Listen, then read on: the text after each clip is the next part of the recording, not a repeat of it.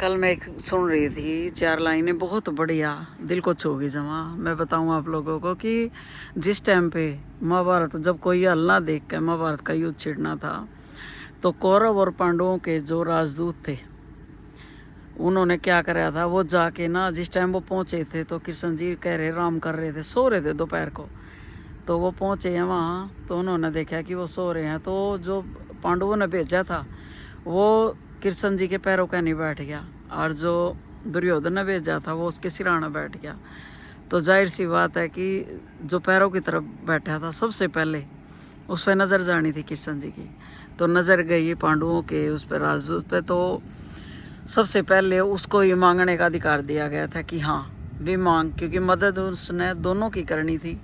दोनों उसको इतने प्यारे थे और दोनों ही कृष्ण जी का दोनों ही सम्मान कराया कर दे।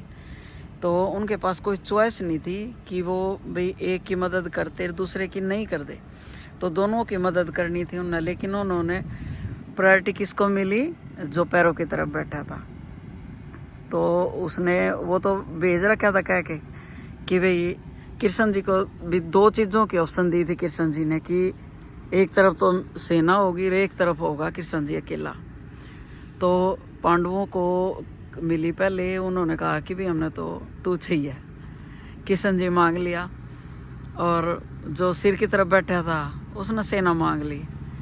उन्हें सोची भी ये अकेला कृष्ण के कर लेगा, और भी 18 सोनी सेना जिसमें कई लाख सैनिक थे वो मांग ली।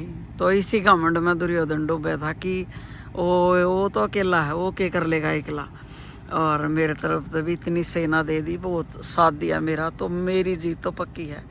पर यहीं हार गया था। चुनाव ही हमारी ज़िंदगी का सबसे बड़ा फैसला हुआ कि हम क्या चुनाव करें।